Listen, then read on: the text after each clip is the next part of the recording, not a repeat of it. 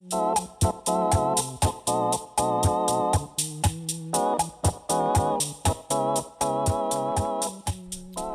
is up, ladies and gentlemen? Welcome to a new episode of TRIFLIX Cast. I'm Tristan Watkins. This is the show where we interview innovative, creative, entrepreneurial people trying to make a difference in their community. Today, we have two individuals, part of one record label, here to show us how that's done.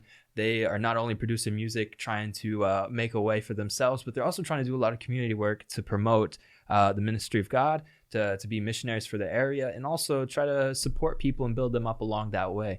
They are rappers, they are producers, record executives. They're out here trying to be missionaries and have a missionary mindset for their community, drive that community. So with that, we are so grateful to have you guys in here. I appreciate you guys today. Good to be here, man. Sure. Yeah, pull that mic in, get close, right?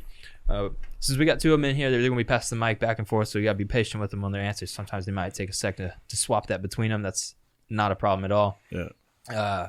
But yeah, go ahead and introduce yourself. Today we got Taurus Hearns and LG. I did not get the full name, so we're just Livingston, right? Yes, sir. Yeah, but for everybody listening, you're gonna know him as LG. You're gonna follow him on Instagram, Facebook, all that stuff. You're gonna find these guys, and that's how we're gonna do it today. But tell us a little bit about yourself, Taurus. Where you from? What you doing? And tell us a little bit about what's going on. So my name is Taurus Hearns Jr. I'm a Christian hip hop artist. My artist name is Cross Truth. I'm from Birmingham, Alabama. I was originally born in Youngstown, Ohio. Mm-hmm. So my grandmother took me in when I was younger. My father got caught up in, the whole street lifestyle and whatnot. Yeah. And so she took me in. I was raised in church most of my life. That's why I was introduced to, playing the drums, getting involved with instruments, so on and so forth. And then it just kind of spiked the interest with rap music, just growing up around my uncle, who actually did music back in the day. And I just kind of followed in his footsteps as far as doing music and whatnot. So I started rapping when I was like 6 years old. Yeah. So I just kind of been on that wave ever since then. Mm-hmm. That's just kind of where I'm at with it. I always had that entrepreneur mindset just because that's what I was around most of my life. So yeah, man, I've always had that passion to want to have my own business or have a partner and work on something, just kind of make a living for myself and for my family. And so we started Hillzion Records, and that's how it happened. Yeah, right on, man. What about you, LG? Tell us about you and how. I guess we can talk about it now. We'll get into it, I'm sure, but how you guys maybe have met, how you guys started working together, because it sounds like your story is about trying to find a way to do music and build that on your own. Oh, yeah. But you guys have got a partnership now. You guys are working together. So tell us about that a little bit and where you come from. Okay. Well, my full name, Livingston Gordon the Fourth, go by the stage name LG from Birmingham, Alabama. And, man, I kind of started getting inspired by music growing up, being in the car with my dad, listening. Like, I started with secular music. So I was in the car with my dad, listening to like Bone Thugs and Harmony, Tupac, Naughty by Nature, like different things like that. And later on, I started writing my music, and I was doing club music, honestly. And over the years, it wasn't working, but I have an auntie, and she, kind of prophesied to me and said, God's going to give me the music thing, but it's not going to be the type of music you think it is. Right.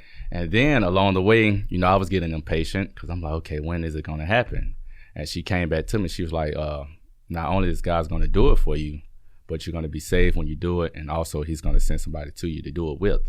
So it's so much backstory to that, man.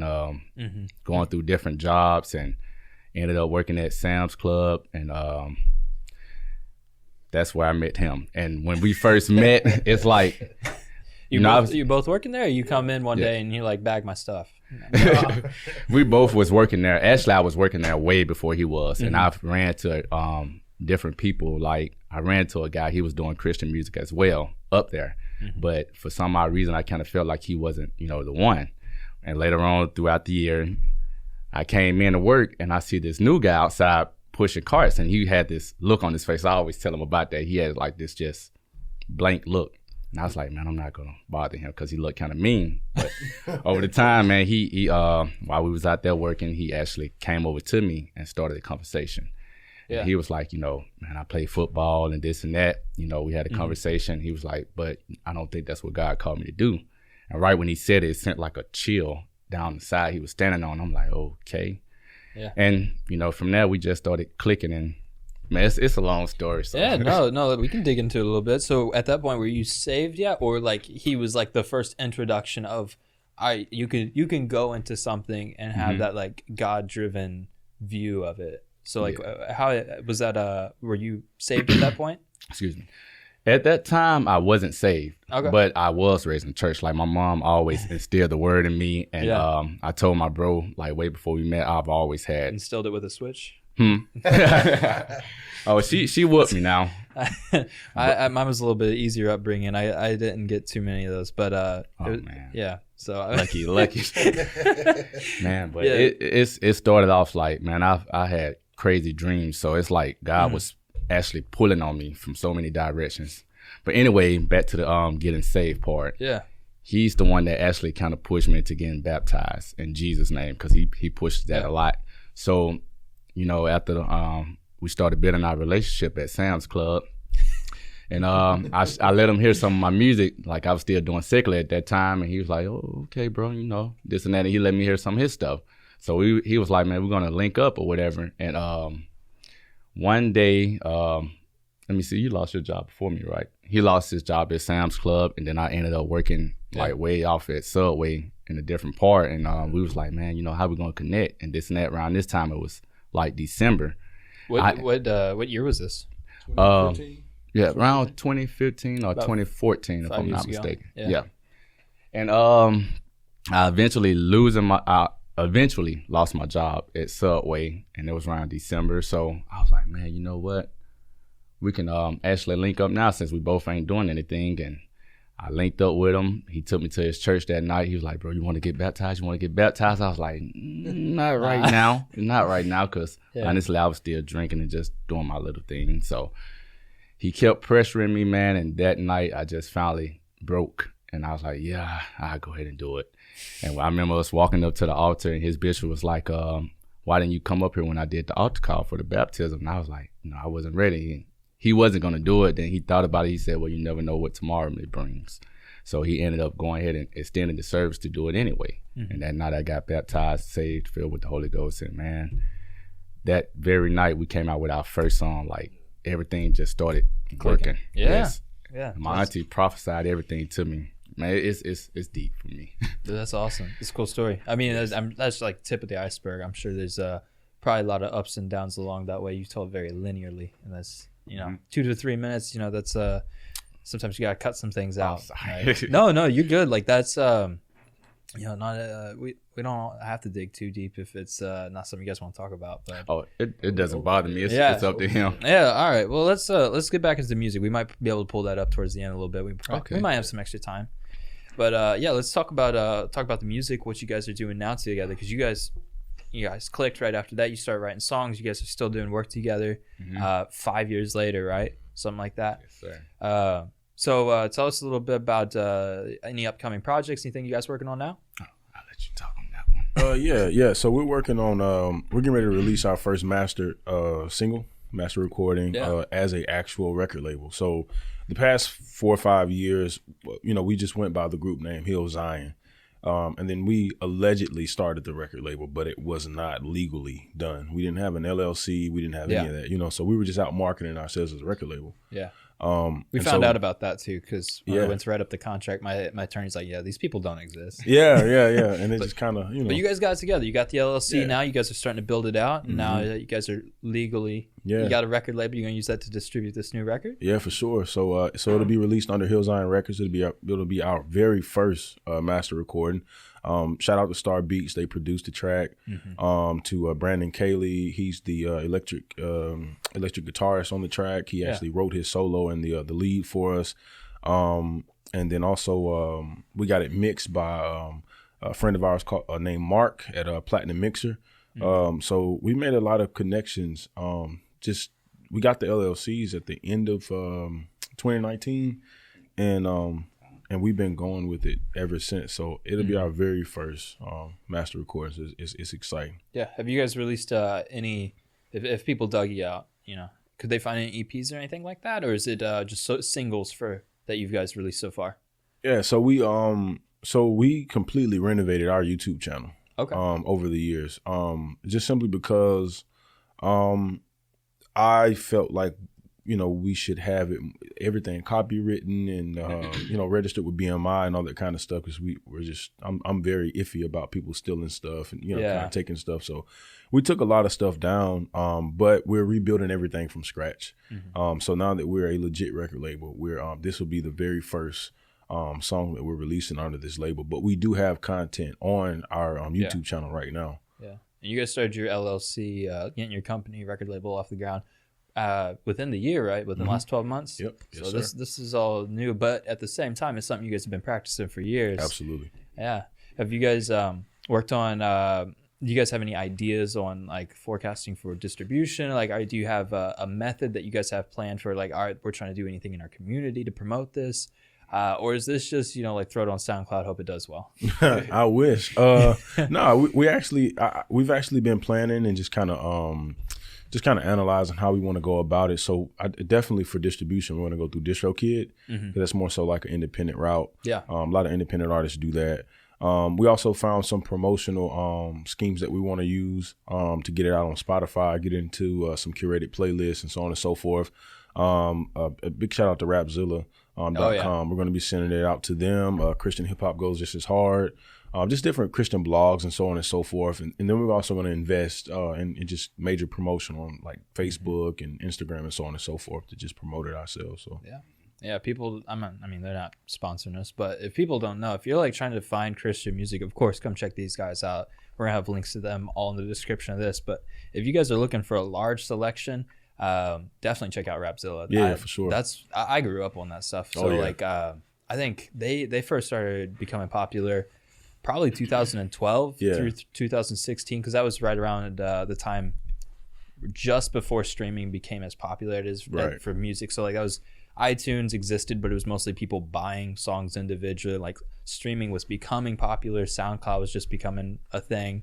Yeah, for sure. And that was where you went to find any of the Christian music, because otherwise it was so underground you couldn't find it anywhere. Yeah, absolutely. But thankfully Reach Records and was it Reflection? Reflection. Those are the homies, RMG, man. All those guys paved the way so that new artists can be taken a little more seriously in the industry, or at least. Yeah, for sure, man. And shout out to Derek Minor, Cannon. Those are the big bros, man. Kanye. He said Kanye. Yeah, we could throw him in there too. Jesus is King. Absolutely. Did you like it? Did you like his name? Actually, man, I actually liked it. I actually did. I listened to it. It was really good. It wasn't what I expected. I thought it was going to be just a big gimmick. No. But it was nice. Do you follow like his Sunday choir or anything like that? Do you like keep up with like what? I mean, because I know he'd be a secular artist up to this point, or however you want to view him. I've always enjoyed his music. I've always looked up to him as a producer for sure. Good example of what it means to make good music in terms of quality. Yeah, for sure. I mean, everybody might disagree on the message. So like, so you're saying, do you have like a favorite track or anything from it? Anything that stood out to you? I love his use of choirs for me personally. But like, what is it about you that you like anything from it? To be honest, I'm a producer. Yeah. I have an ear for the music and stuff, so I like to listen to the different instruments and just the mix on the vocals and stuff. So I would definitely say his ingenuity, just how he engineers these beats from scratch, just his ear for the music, and like it's just crazy. Like his mixing and mastering is crazy. His production is great. So yeah. For me, my inspiration always when I'm doing these, like I grew up on YouTube, and that was how I started making videos. Like I loved all these people. I've always had a heart for music, trying to look up to like these music video types. Real Goat's producing everything for DaBaby. He blew up this year. I love him. I know we got different opinions on him, right? I love Kanye. I love his music videos. They're always just so crazy and original. Yeah. So for me, those are things that have inspired me over the years to get more creative and try new techniques. But you guys aren't producing videos. You guys are producing music. What's for you both individually? I want to know. Do you have an inspiration growing up, somebody that you looked up to, or, after you guys may have made some changes with your hearts or anything like that, that you've converted? Like maybe you grew up on Tupac, and now who's your role model? Who's your role model growing up, and how has that changed over time? Pass that off to LG. Well, listening to Lecrae. Oh yeah. Yeah, Lecrae, man, that kind of inspired me a lot, and just seeing him when he was doing the mission and everything, speaking positive, man, it really got to me. Yeah. So Yeah, but I was kind of nervous to make that change from secular music, to be honest. But when God's pulling at you, man, it's like, hey, you know, you either give in or turn away from it. Yeah. And I gave in, and it worked out. Yeah. What was it about Lecrae that you find drawing or inspiring? I mean, the lyricism. I like his delivery, you know, the songs and just everything about it right now. Yeah. Like, yeah, man.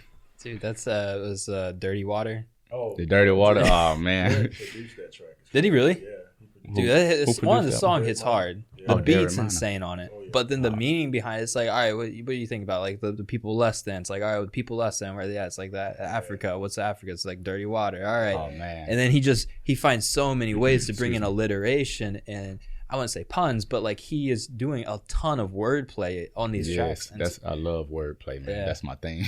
I'm still working on it now, and I know this may sound a little off, but I do kind of listen to Eminem because I like his flow, his delivery, and just the way he put punchlines and metaphors together. I'm like, man, if I was that creative, like, oh yeah, that's another. Like, I'm honestly, I still listen to all types of music, but I know my lane. Like, I know I'm supposed to be doing this Christian music, but I try to draw in insight from everywhere I can, like whether it's secular and this and that, but I still use it to do the mission God called me to do, if that makes sense. Yeah, it's like the analogy is or something along the lines of like, do you think you have to be a Christian to be a good dad? It's like, well, no. Like, there's plenty of good dads out there. There's plenty of good parents. There's good employees. There's good employers, like good companies. You don't have to be a Christian to be good at something.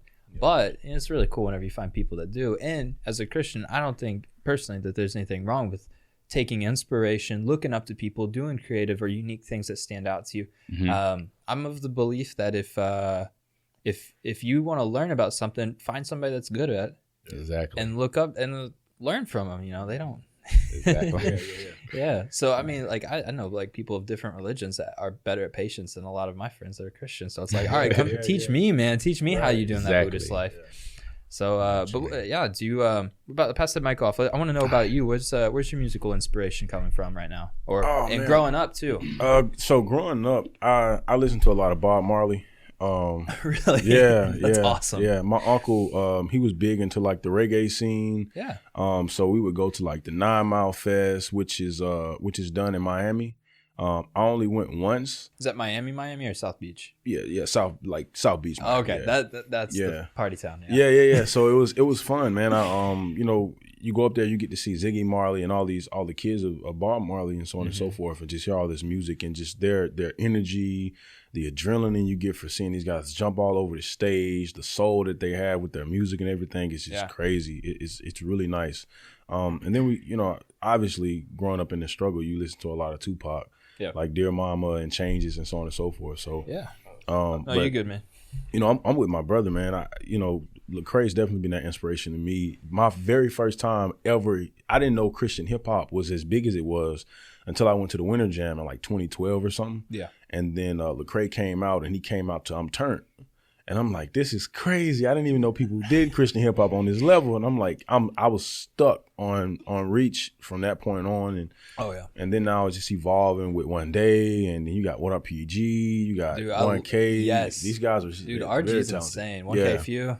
Is that how you? I've always said it that way. Is that how? 1K Few. Yeah. So these guys are super talented, man. And then Derek, of course, I opened up for him in Murfreesboro 2 years ago. That's cool. So that was pretty awesome, man. My wife got to go, chill with them, grill, all that kind of stuff, just pick his brain. Did you meet Cannon? I did. I actually have both of them in my phone now. Yeah, so I talk to him all the time. Call him, bring him in. No. Yeah, man. Dude, super awesome. That would be insane. Man. But was that before or after? So people don't know. This is like, as far as Christian ministry goes, Christian music, these are really big labels. These are, as far as I'm aware, the biggest, unless you're counting like CMG or whatever whatever the big one is that Toby Mac and all those the radio Christian artists are on. And then you have the people that you can't play around your grandma because they rap and they don't like that. So Cannon was a part of RMG at this point, I'm sure, and he had a really bad accident. He went to like help somebody in like a burning car, jumped off a bridge on accident.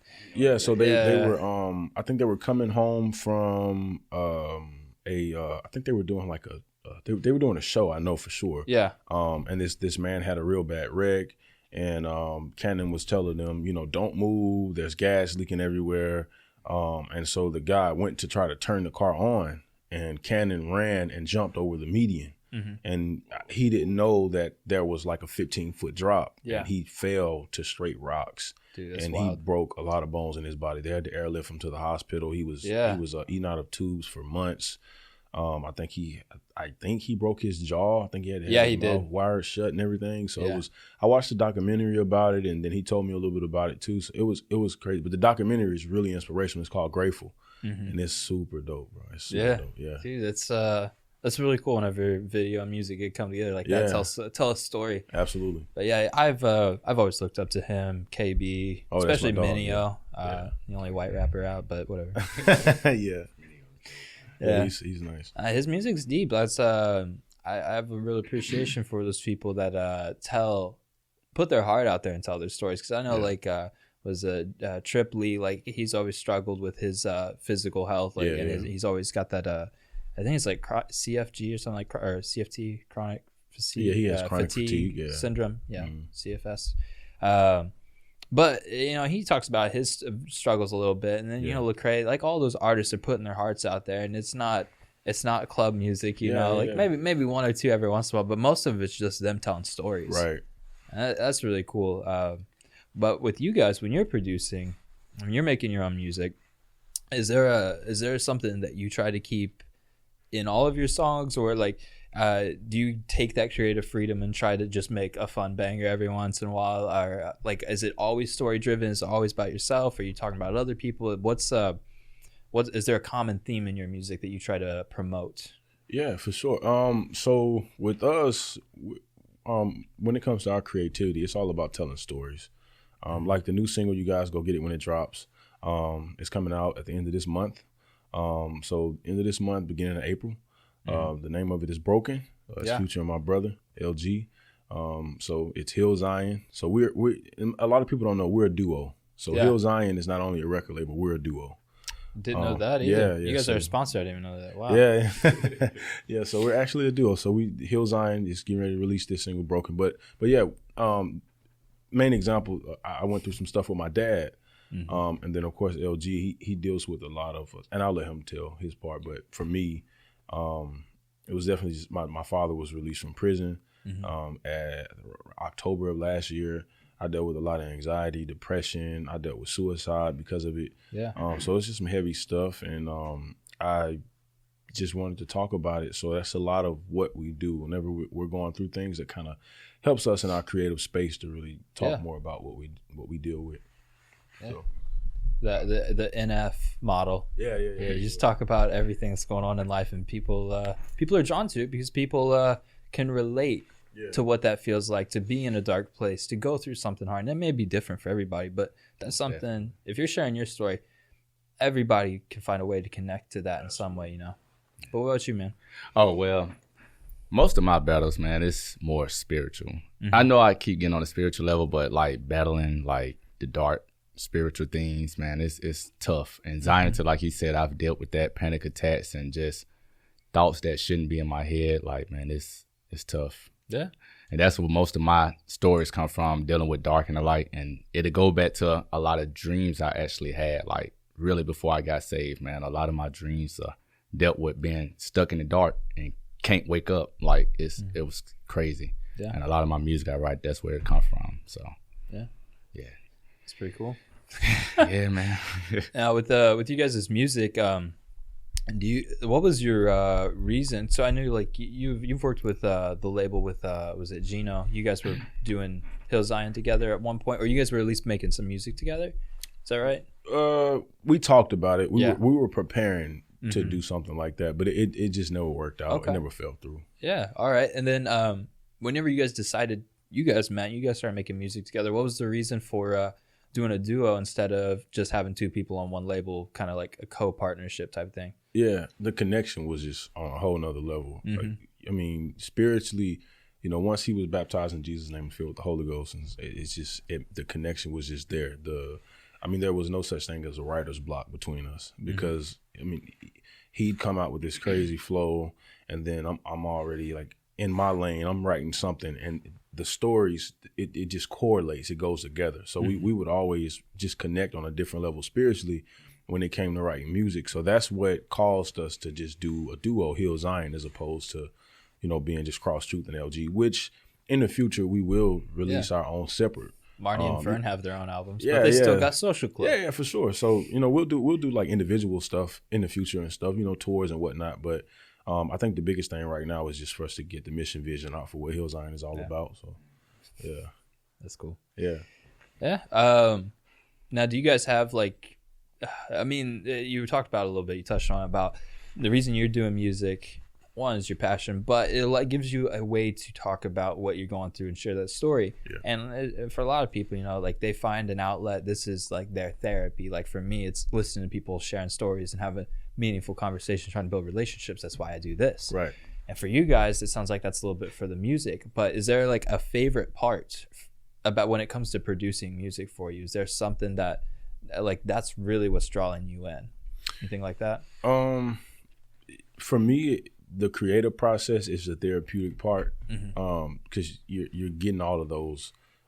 It's kind of like a detox. Yeah, it's like you're detoxing because you're writing all of your thoughts or just those feelings that you have. You're putting in, you know, through pen and paper. Whether it's I'm typing it on my phone, I'm getting these thoughts out of my head, and so I feel a lot more clearer. Like with Broken, you know, when I wrote my verse and I did that chorus, when I got it out my system, I felt like I had just ran outside and yelled to the top of my voice. You know, it's like I got it out. I finally got it out. I finally get to tell somebody that, hey, I dealt with suicide. I don't hate my dad, but I'm not.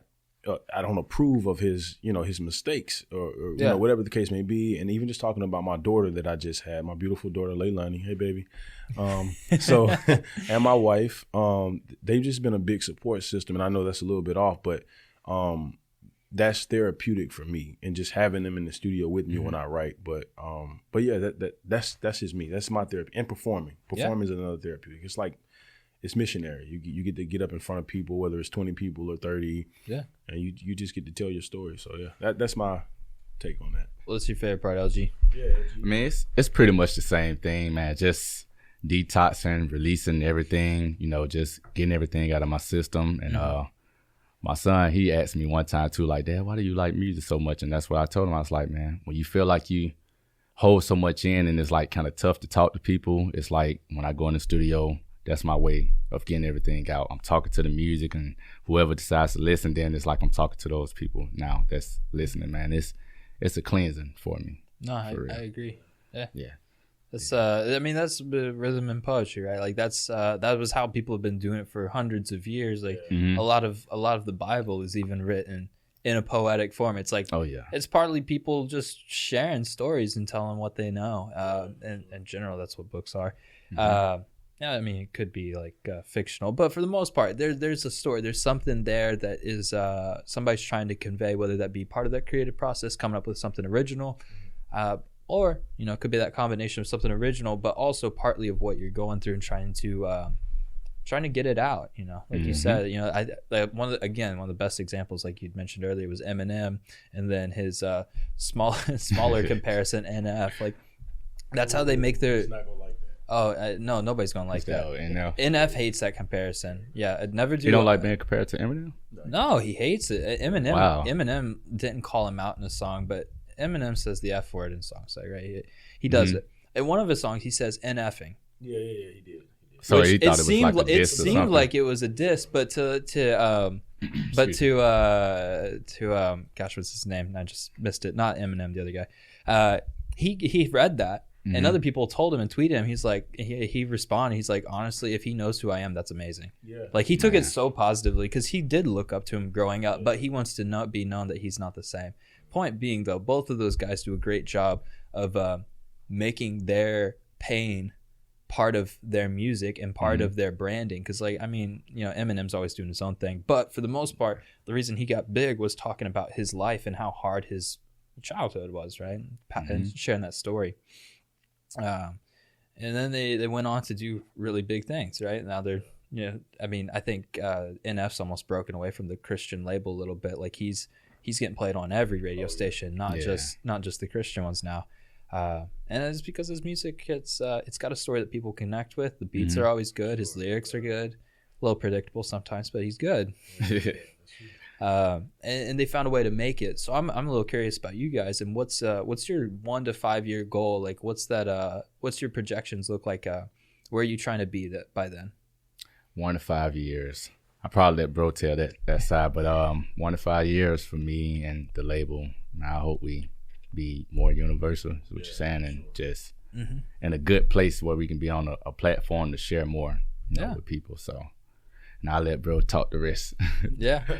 No, he hit it right on the head. Absolutely. Like that's the thing. Just being missionary minded, being able to get out in the community more, have more connections with a lot of more nonprofit organizations, being able to give back. One of my biggest goals is to be able to put on a festival that me and you talked about, the Zion Fest.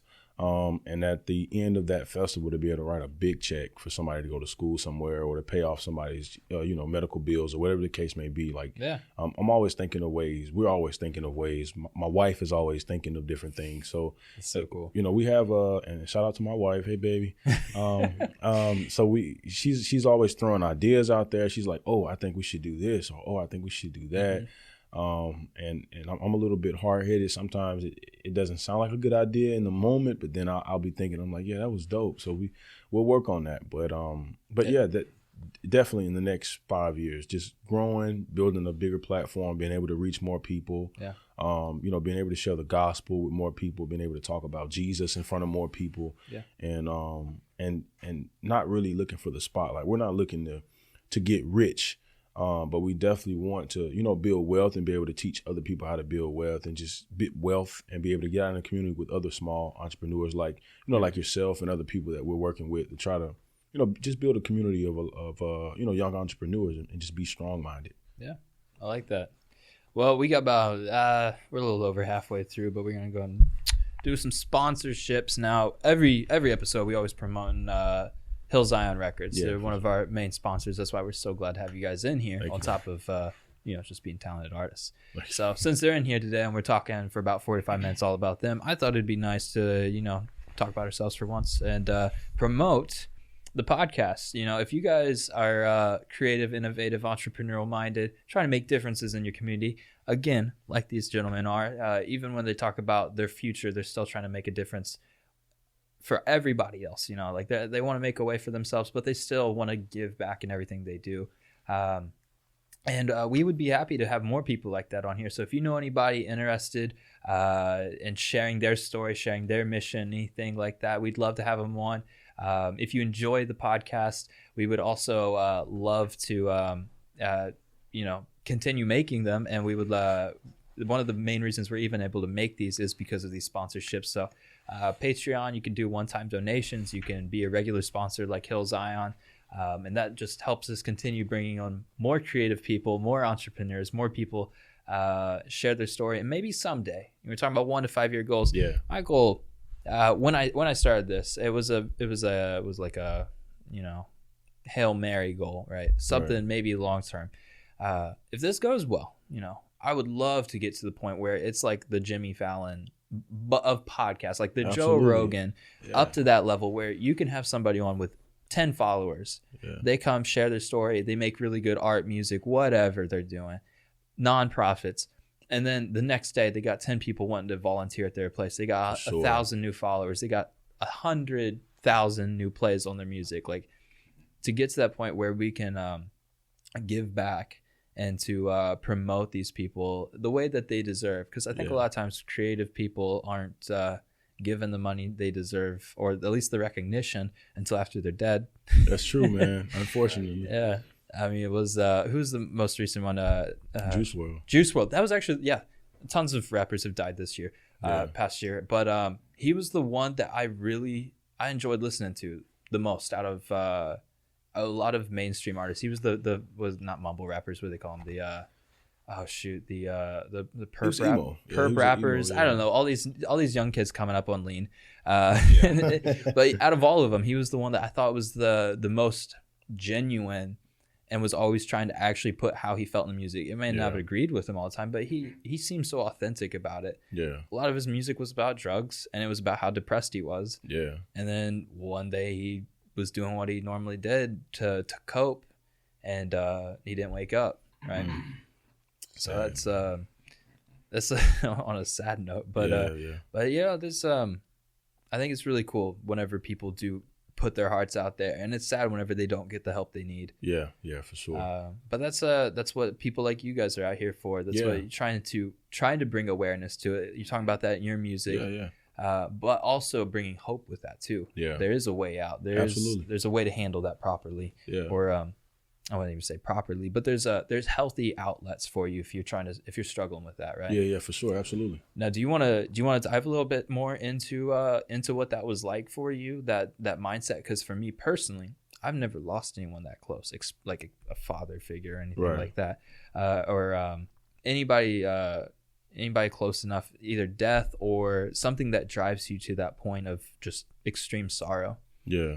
I don't know if that's too deep, but no. Yeah, I'm curious myself. Yeah, we're always willing to talk about what we go through. That's what makes us human. Mm-hmm. Being able to relate with everybody. It's so many young men out there that deal with fatherless issues, where their dads are just not in their lives, and that's something that, to be honest, it was something very prevalent in my household. Like all of my cousins, without the exception of one, my uncle.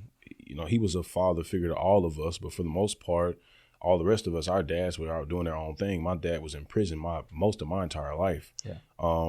So I mean, dealing with depression is a strange thing, because most of my life I had never dealt with depression. Mm-hmm. And if I did, I didn't notice, because I didn't know what depression was until I became an adult. But when he was released from prison, that's when I finally realized that I had anxiety.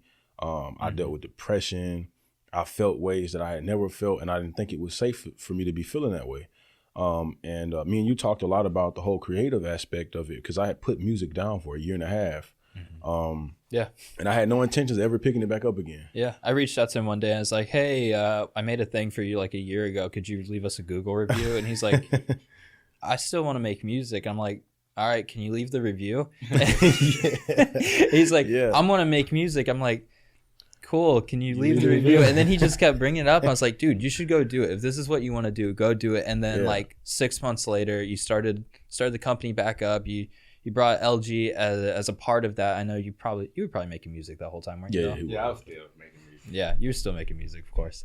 He couldn't give it up if he tried, right? Yeah, it stuck with me, man. Yeah. But so you guys reconnected, started the company. That was all probably, but just within the last 6 months, right? 6 to 10 months. Yeah. All of that happened right before October of 2019. Yeah. So we kind of jumped out there into the deep end all at one time. Yeah. So you were talking about the uncle being a good influence, like a father figure, kind of like filling that role. But growing up in a household without a dad, and seeing a lot of your brothers and sisters, your relatives, cousins, and all that type of thing. Did that have? Were you ever self-aware and you're like, this is like changing how I view families? Or was there a point where you saw other families getting together and you saw the mom, dad, the kids all together, and you're like, I want that, or like, why don't I have that type of mentality? Yeah, man, it's kind of emotional now just thinking about it, because when my daughter was born, like it did something to me, Mm-hmm. Just watching her come, it felt a big void for me. Mm-hmm. And I had never had that before. Like, I felt that emptiness in my heart most of my life. Yeah. Then when my daughter came and I heard her cry, it just broke me. I was like, wow, like I had never felt that before in my life. I'm like, whatever that was not there. Something just filled it. Mm-hmm. And it was just the most beautiful thing ever. Yeah. But watching other people, like, we had neighbors that lived across the street from us. They would be out there with their dad all the time, skateboarding, playing football, and I would sit on the porch and I would have to throw the football to myself. I would have to teach myself how to do this and do that.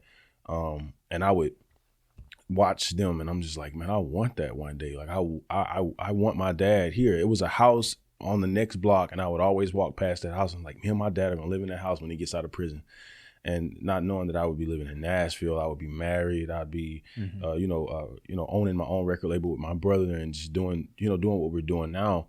And to have my wife and my daughter now, it just makes a big difference. So, it's just one of those things where, like, when you go through it, it'll wake you up. It'll wake you up, and you realize what's so important about being a dad.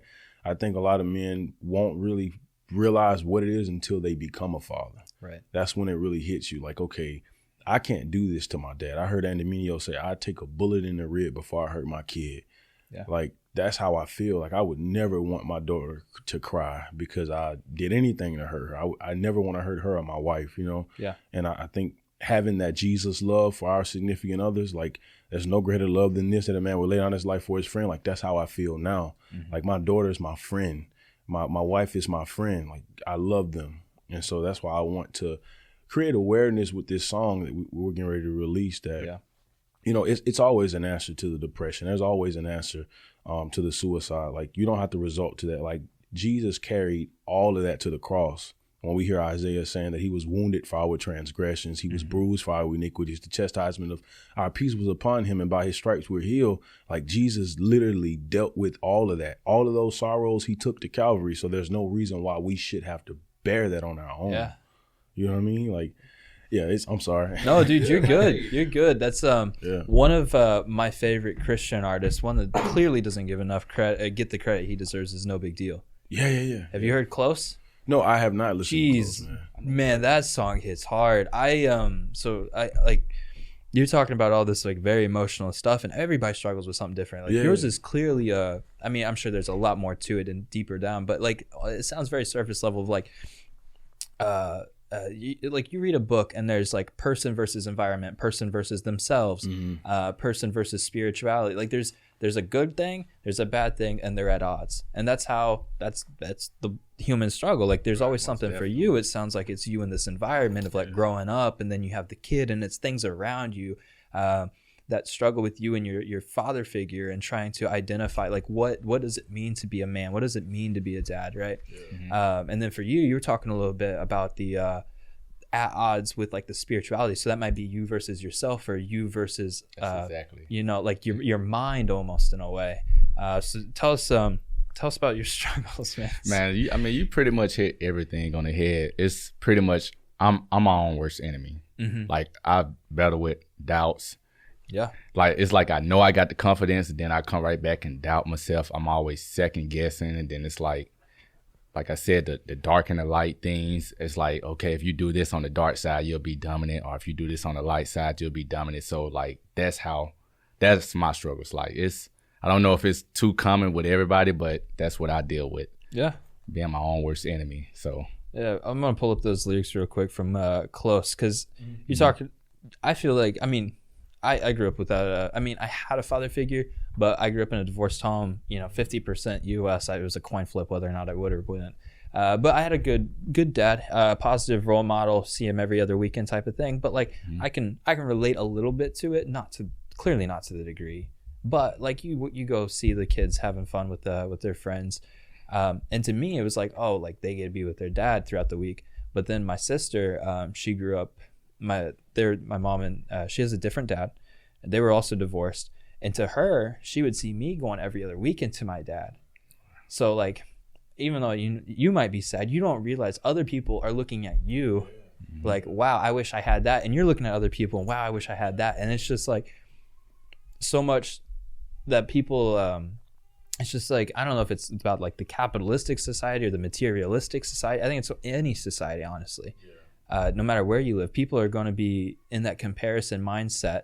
I mean, that's the Cain and Abel. Like, you can't go any farther back than that. Right.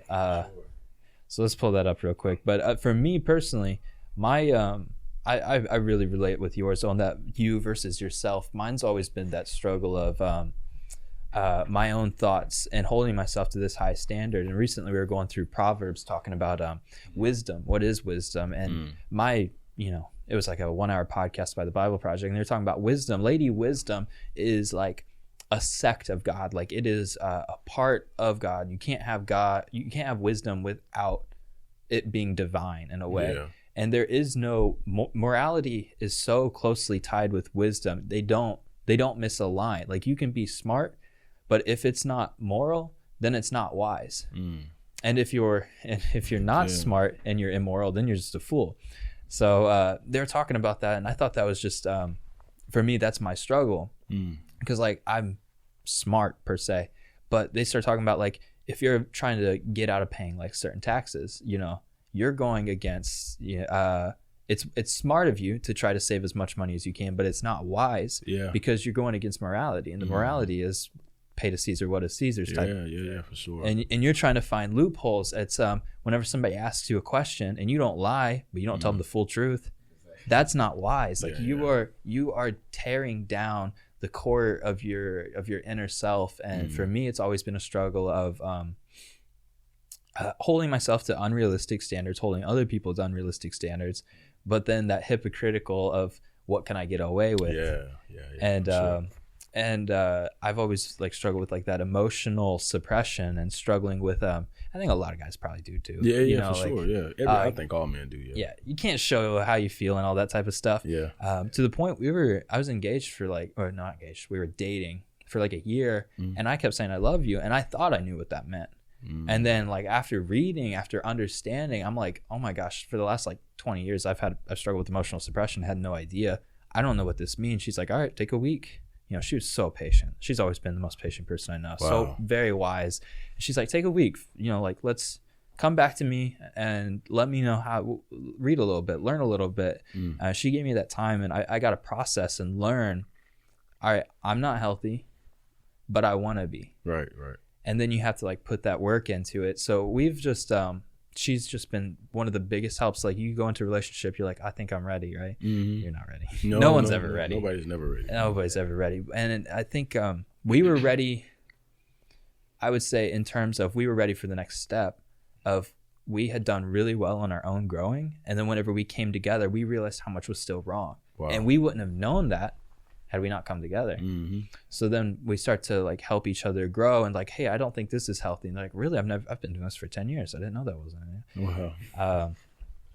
So Closer by No Big Deal, he's talking in here just his inner struggle with how he feels inside in the relationship. And gosh, I'm gonna have to read through this for a minute.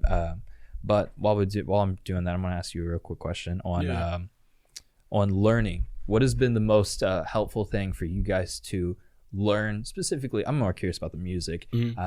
I've always been interested in making music, but I'm like, where do you start? Like, what's been the most helpful from you going from, hey, I like listening to the radio, to let's make a record label?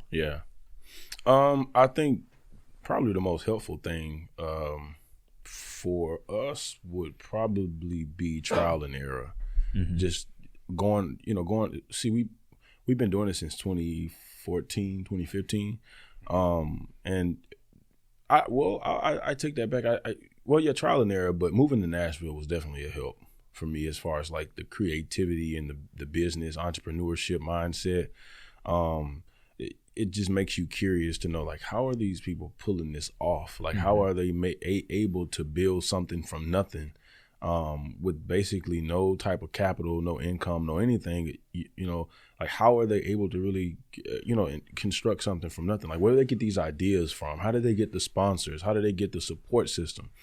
And then the more I started to do a lot of YouTube research, just kind of watching videos and so on and so forth, it just kind of gave me a good idea of how to go about doing it with the record label.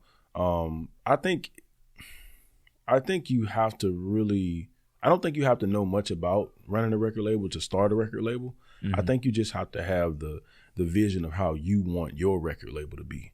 Because everybody runs their record label different. Like if you look at how Reach runs their record label, it's going to be totally different from how Derek runs his. The values, what they prioritize. Right. Is it all about music? Is it about the mission? Is it a hybrid?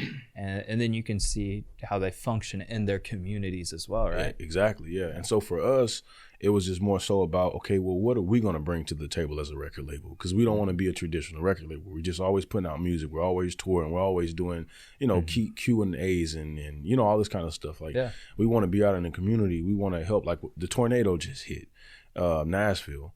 And so we're praying for the city of Nashville as it rebuilds itself. But like, we want to get out in the community and help with that. Yeah.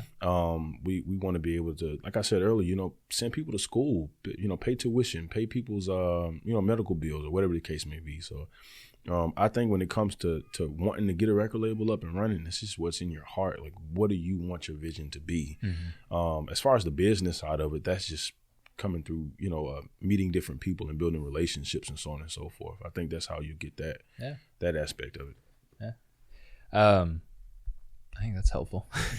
People out there are gonna be like, I think really what you're trying to say, maybe I'm misphrasing this, but like, do your research. Sure. Look around, see what other people are doing, see what you like, see what you don't like. Take what you like and apply it to yours. It's not stealing. It's the creative process. I mean, don't rip it exactly, but learn what you like, learn what you don't. Take and give. But I did find that section of the song I was looking for. Being self-critical, like, he's the hardest person on himself. Like, he's struggling with these thoughts, these emotions, what's going on inside of him, and he's confronting his wife at this point in the song and talking like, I am not good enough. Like, you deserve better. And to be fair, like, none of us deserve anybody in a way, right? Like, we're all broken, and no one's going to hurt you more than the people you're closest with, whether that's your wife or your family, right? Those are the people that have the most knowledge on you, and they could break you. Easy. But he says to her, just another day feeling out of place. I really hate me. When I see your face, then I can contemplate, what if I erase me? Better than facing the truth, someone better waiting for you, someone who is faithful to you. And then she grabs his face with her wedding band against his jaw and says, I'm here to stay for every win and every loss. I can never estimate the price you pay to forgive my faults. And baby girl, you don't have to take this. And she says, boy, you're going to have to face this. Talking about, like, no matter what you go through, like, to have someone there to support you. And this was like a revelation to me when I heard this song. Is like, is that, like, like, for better and for worse. But, like, to me, I never really grasped how much you could hurt somebody and you still forgive them. Like, you have that patience. And I don't think it's possible without just a super deep love. Yeah. And I'm sure it's probably different than the type of love that you have for your kid whenever they're born. But like, it was something new that I had never experienced. And for me, going through the struggle of, like, what does it mean to love, and what does that truly mean in a relationship? And then she's like, take your time. Yeah. And then he puts this song out like 6 months later, and we're going through something else, and it just clicked with me. It's like, all right, this is a good, healthy relationship. Yeah. And as long as we're both willing to put in the work, like, it can only get better. Yeah, for sure. Absolutely. And eventually you guys are healthy enough that you can start pouring into other people's relationships and marriages, and you can be a good influence on your friends. And to me, just building that community is one of the coolest parts of it. Yeah. But let's bring this back on you for just a minute, because we were going to be running out of time here soon. And you guys are from Tennessee, visiting Columbus, and you guys have gotten to see most of the city so far. Yeah. It's not as big as Nashville by any means. But how you guys liking it so far? It's not snowing today. Well, that's a good thing about it. It's not snowing. We get enough of that in Nashville. Yeah. So, but no, it's a lot of scenery. I know you're saying that it's not it's not a lot here, but it's always good to be somewhere different for a while. Clear your head. You get to take it in. Yeah, you and your wife kept saying, "Man, it's quiet here." Yeah, it's super quiet here. Yeah, so it's like walking up and down the street, going to get coffee and stuff. You don't really hear it's even when the cars pass by, they're quiet. Yeah. So it's good to just be here. It's a different space. And so it's good for creativity. We could probably come here and write, in the future. So yeah, no, that's cool. Do you guys have any plans on coming back? You guys ever consider doing concerts here, that type of thing? Or Absolutely. Got anything planned for that? Yeah. We definitely want to broaden our horizons. We definitely want to come up here some more. Work with you guys and get involved with TRIFLIX. Guys, TRIFLIX is that deal for real. But no, we definitely want to put on do some concert, do some touring. Try to build a fan base in every city that we go to. Yeah. Right now we're just kind of worried more so about work in Nashville and getting Hillzion out there. But definitely so, man. We got to come back and get on the podcast next time we come. Right on, man. Booming. Yeah, no, I think that would be great. We'd love to have you guys back on. For sure. We're really hitting the wall on time here, so I'll give you an option. Misunderstandings or advice. Do you have any advice or any misunderstandings that you want to address and give to people, answer for people, anything like that? Misunderstandings, misconceptions, things people might have about you guys, or you can give us one piece of advice. Either one. I'll let you handle that. Some misunderstandings. What you think about us? Yeah.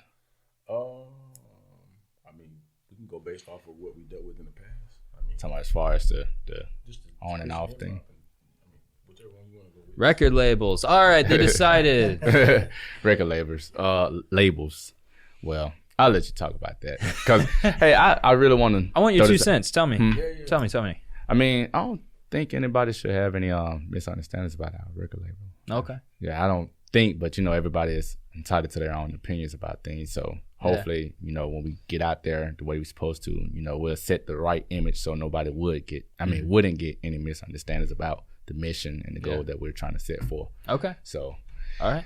Yeah, no, I think that's good. You want to be clear and concise about what you're trying to do out here. All right. And then pass that mic back over. I want advice on how to handle a record label when they handle you a great contract. Oh man, that's a good one. So we actually just had a situation like that. We're not running nobody into the ground or anything. Yeah, we won't say their name. But yeah, we're not going to say their name. Yeah. But yeah, we actually got offered a record deal from a record label. Oh, great. I bet it was a really good one, huh? No, it wasn't. It sucked. When we got our lawyer, shout out to Mr. Kevin Levine in Nashville. He definitely helped us out. He saved us from a great butt whooping. Yeah. We were definitely about to be in it for a while. But I think the biggest thing, like, advice-wise, when it comes to like record labels, have a lawyer. You know, learn as much as you can. Don't let your anxiousness get you in trouble, because sometimes being impatient can get you in trouble. It almost got us in trouble. It almost got me in trouble for us. Yeah. Because it was a connection that I made that God allowed me to make. And I think now we thought it was a connection to put us on a bigger platform. Could have been to learn. So it's a learning experience for sure. And we would have been tied into that deal for a long time, and we wouldn't have made any profit off anything. Patience and avoid predators, man. Those people are out there trying to vultures. Yeah, man. They're trying to get you. Culture vultures. Yeah, culture vultures, man. Shout out to Drake. That was subliminal. No. It was direct. Yeah. Uh-oh. He makes good music. He makes things that go on the radio. He's popular. Yeah. And there's a reason for that. Let's talk about. I don't know. You guys want to chime in your opinion on Drake? Nope. Very brought up DaBaby and Kanye. All right, let's wrap this up. We're hitting close to an hour now. So, what's the next event you guys are doing, and where can people find you? Yeah, for sure. So this year, April through July, we're going to be at the Groove, Nashville. Shout out to the Groove. We're going to be there this April 24th, starting April 24th. And the last date is going to be July the 18th. So it's going to be 2 Saturdays each month from April to July. We're going to be there promoting our new single, Broken. So it's a big record release. We're also going to have a couple of artists that we're good friends with. They're going to be performing and whatnot. Hopefully TRIFLIX is there to help out and to just make connections. This is a great opportunity for different entrepreneurs, different artists to get together and just connect on a whole nother level and put on some good music and just have a good time and promote the single. So that's going to be fun. So where if they want to, I mean, clearly it's in Tennessee, but we might have some people travel down there, myself included. Is it you're gonna have a website up soon? Where can they find that information? Just Facebook? Yeah, Facebook for sure. So we're gonna create a event page, and then the Groove is gonna help us push that. Okay. So once it goes up, we'll definitely let you guys know. But you can find us on Facebook at Hillzion Records. You can find us on YouTube at Hillzion Records. We're on Instagram, Hillzion Records. On every platform is Hillzion Records. Oh, yeah. Believe it or not, it wasn't taken yet. So they got all those handles. Yeah, we got it taken care of. Man. That's one of the hardest part. You guys think of a great name, get a logo design. You're like, oh, it looks so good in my head. And then you go out and then you have to do Tristan Watkins 218 or something like that because all the other ones are taken. Whatever, the domains, man. It's a very competitive market out here. We had to pay my advice, if you have a great domain name, just change it a little bit. Just change it and save $1,500 so you don't have to have TRIFLIX.com. Like Yeah. TRIFLIX LLC would have been fine. In fact, we own that for $12 a month. Go find something else, man. There's always extra domain handles and all that stuff. Sure, but yeah. if you're lucky enough, grab it while it's hot, because you might be able as lucky and fortunate as them. And that's going to wrap up today. You know, we're really glad that you guys could finally make it in. You guys sponsoring every single one. Yeah. And you know, it's been a long time coming. Yeah, We're so glad to have you guys on here. Sure, and thank y'all for having us. yeah, really appreciate it. We hope that your next concert, this tour, this little this thing in Tennessee where you guys are doing every weekend for most of the summer, really. Yeah. Hope it goes well. We'd be happy to come down, hang out, get some extra photos and stuff for you. For sure. And I'm sure you guys probably are really interested in this as well. If you guys liked this podcast, be sure to hit subscribe, hit like, whatever you got to do. Go there. This is on Spotify. What is it? Spotify, iTunes, Google Play. Google Play surprisingly has the most amount of plays. Never would have thought that was a thing. Yeah, me either. YouTube, and if you go find us on Facebook, all these are TRIFLIX Cast or TRIFLIX, just TRIFLIX LLC, honestly.